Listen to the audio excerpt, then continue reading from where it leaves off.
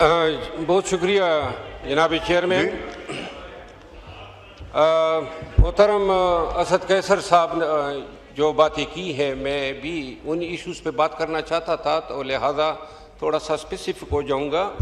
मैं आपके तवज्जो से तवज्जो तलब करता हूँ मोहतरम वज़ीर कानून जो ह्यूमन राइट्स के मिनिस्टर भी हैं, तारड़ साहब आपकी तवज्जो दरकार है। मोहतरम तारड़ साहब, अमेरिका का आर्टिकल 1 जो आइन शुरू होता है उसका क्लास 6 वो बयान करता है कि उनके जो मुंतखब नुमाइंदे हैं उनको ऐवान से जाते हुए या सेशन के दौरान गिरफ्तार नहीं किया जाएगा।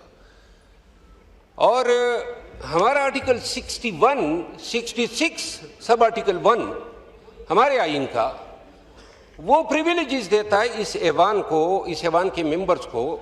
फिर एक जनाब तारड़ साहब, अगर आप थोड़ी सी गपशप से फारिग हो जाएं। तारड़ साहब जनाब आपकी तवज्जो दरकार है। आर्टिकल 66 सब आर्टिकल 1 जो है वो प्रिविलेजेस देता है इस ऐवान के मेंबरान को, खसूसन जो यहाँ हम बात करते हैं वो प्रोसिक्यूशन से इम्यूनिटी मिलती है। जनाब चेयरमैन, 2 बातें मोहतरम असद कैसर साहब ने कही। अपोजिशन किसी भी जमहूरी निज़ाम में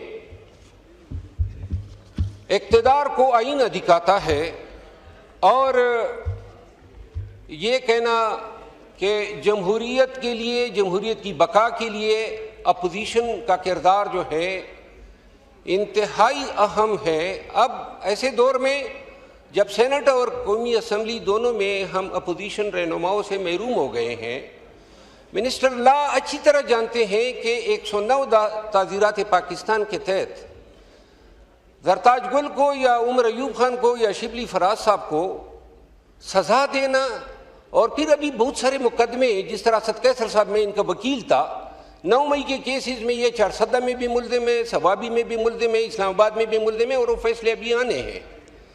कहने का मकसद ये है कि इस तरह के फैसलों से जिनकी कोई फुटिंग नहीं है लॉ में, एक फैसला हुआ है पाकिस्तान की फौजदारी तारीख में जब 109 में सज़ा दी गई और सुप्रीम कोर्ट तक अपील रखी गई, वो थी मरहूम शहीद जुल्फ़िकार अली भुट्टो को जब सज़ा दी गई थी, और जिसको फिर सुप्रीम कोर्ट ने वापस लिया 50 साल के बाद।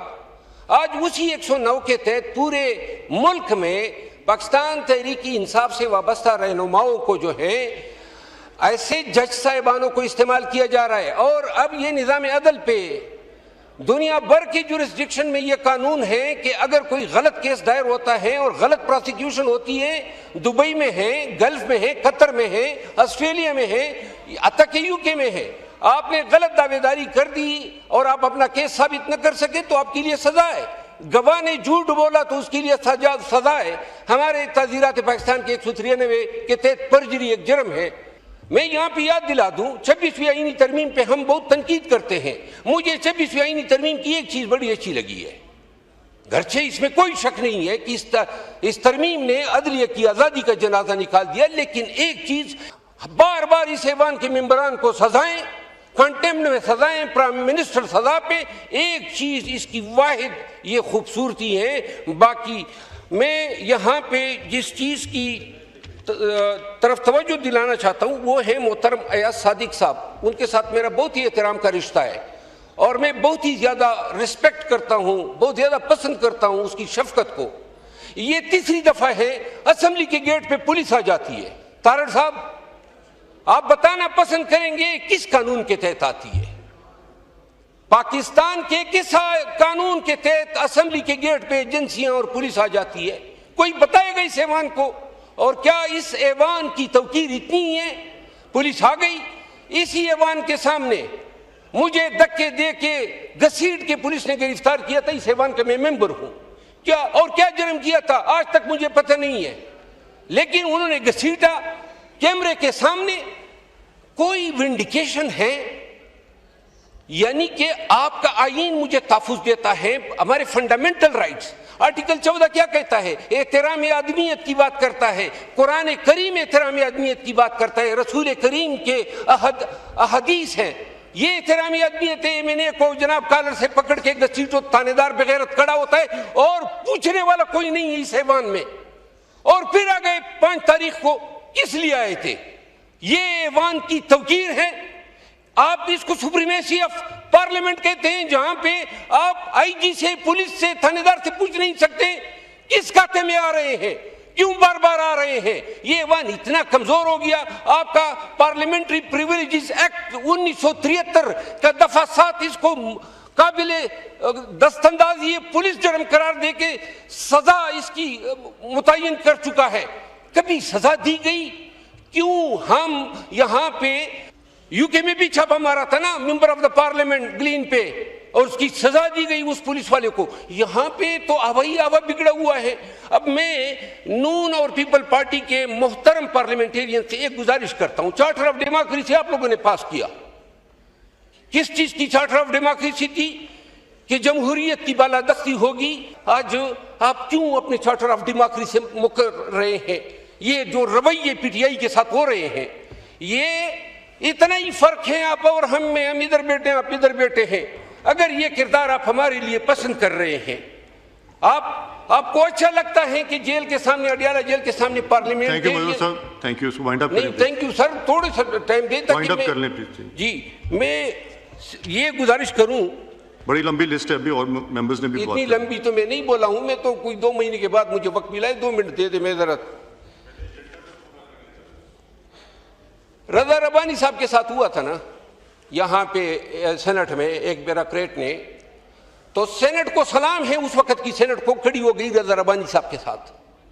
आज मैं कह रहा हूँ, यहाँ आपको याद होगा, यहाँ पे इस ऐवान से मेंबरान असेंबली को उठाया गया। आखिर ये ऐवान इतना कमजोर क्यों हो गया है? और मोहतरम अयाज सादिक साहब, आप पे सवाल उठ रहा है। अगर आज आप ये नहीं पूछेंगे, 5 अगस्त को अपने पार्लियामेंटेरियन को किस खाते में बंद किया, गेट को ताले लगा दिए। इतनी अंधेर नगरी है, इतना चौपट राज है, और ये आज हो रहा है, ये नफरत को जन्म दे रहा है। मैं वो अल्फाज नहीं इस्तेमाल करूंगा। मैं एहतराम करता हूँ अज़्ब इक़्तिदार भी जितने बैठे हुए हैं। मैं सिर्फ इतनी गुजारिश करूंगा, कानून से वाबस्ता शख्स हूँ और मुझे इल्म है कि ये जो कुछ भी हो रहा है, ये सजाएं, ये गेटों पे गिरफ्तारियां, मैं आपको आज बता दूं आप सबको, ये भी इल्ज़ाम है कि मैंने यहाँ इमारत को आग लगाई है। मेरे ख़ानदान के लोग इस मुल्क के साथ वफादारी की कीमत अदा करते अगली जहान चले गए। आज भी मेरे हल्के में गुज़िश्ता 1.5 माह में मेरे घर पे 3 हमले हुए, मिलिटेंट्स ने किए। 3 लोग मेरे जो हैं मर गए, शहीद हो गए। इस मुल्क के साथ वफादारी की कीमत हम चुका रहे हैं और आप लोग हमें दहशतगर्द बना रहे हैं। क्यों? आखिर ये किस तरह का निज़ाम है? पार्लिमानी निज़ाम उनके हवाले, फॉरेन पॉलिसी उनके हवाले, टेररिज्म उनके हवाले।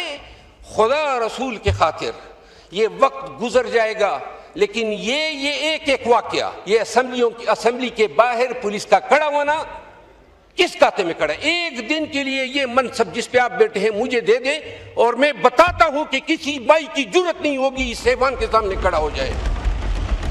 सिर्फ हिम्मत की जरूरत है। आखिर आज इस ऐवान को अगर आप पुलिस की इन तबाहकारियों से नहीं बचा सकते हैं, आज आप अपने मेंबरान असेंबली के इज्जत और नामूस की का तहफ़्फ़ुज़ नहीं कर सकते, ये इसके लिए मिल बैठना होगा। वो आपकी चार्टर ऑफ डेमोक्रेसी, आपकी चार्टर ऑफ डेमोक्रेसी और आपके कवानीन, ये दोनों फर्ज बनाते हैं कि हमने इस ऐवान ने मिल के कम अज़ कम, बाकी रहे इक़्तिदार आपको मुबारक हो, जो हो रहा है उसमें कोई मैं ये नहीं कहता हूं, लेकिन खुदा रसूल के खातिर अब ये आखिरी फिक्र है, इस ऐवान के तकद्दुस पे इस बार बार के हमले की रोकथाम के लिए एक कमेटी बना दे। 2.5-3 सालों से न कभी कमीशन बना है किसी भी वाक़े पे, न कभी जुडिशियल इंक्वायरी हुई है और न कभी ये आपकी प्रिविलेजेस कमेटी ने जो है किसी को बुलाया है। एक दफा एक सेक्रेटरी इंटीरियर को, एक पुलिस के किसी DIG को सजा दे, ये कोई मावराई मखलूक नहीं है, ये कोई कानून से बाला लोग नहीं है। आप देखेंगे कि ऐवान के मेंबरान असम्बली का एहतराम भी होगा। मैं अमेरिका गया, जब मैं वापस आ रहा था न्यूयॉर्क एयरपोर्ट से, थैंक यू मनोहर साहब, थैंक यू जी। बाकी मेंबर्स ने भी बात करनी है। चल, आलिया कामरान साहिबा, जी सर। चले बात मुकम्मल करें प्लीज जल्दी से। जी शूज निकाल दें, तो मैं शूज निकाल रहा था तो सिक्योरिटी वाले ने कहा जी आप क्या करते हैं, तो मैंने कहा जी पाकिस्तान में मेंबर पार्लियामेंट हूं। उन्होंने कहा जी आप शूज वापस लें, you are respected for us. काश ये एहतराम हमें पाकिस्तान में मिलता। थैंक यू मिनिस्टर साहब, ये आइटम नंबर 9